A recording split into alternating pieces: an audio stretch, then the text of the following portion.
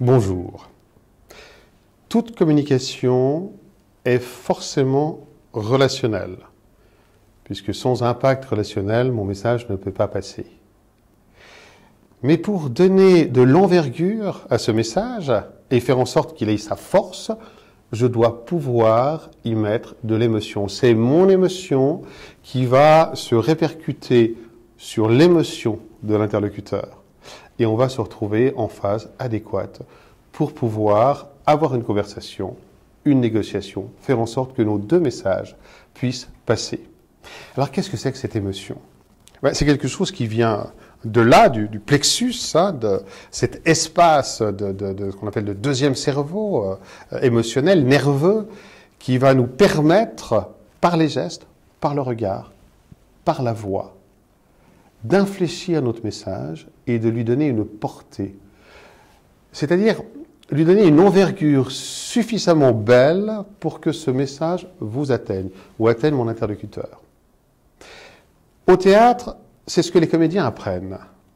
On croit toujours que le métier de comédien, c'est de savoir dire un texte. Non, non.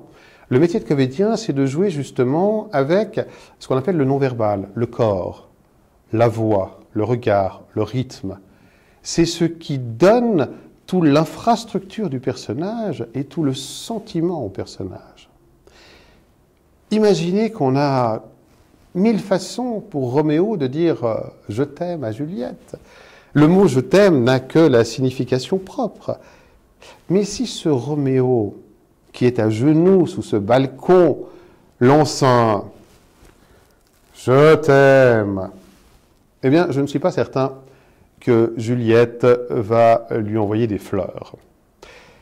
Cette communication émotionnelle se travaille par la gestuelle, par la voix, par ce qui donne le moteur du discours.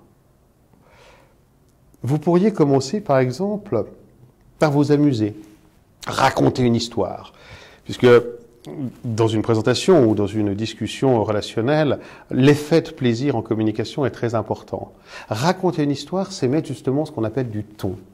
C'est mettre aussi des gestes, c'est mettre des regards sur le grand méchant loup ou le petit chaperon rouge.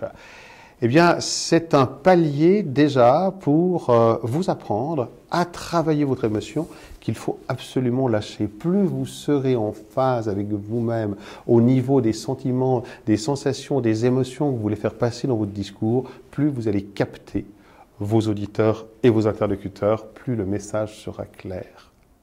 Pensez à ça.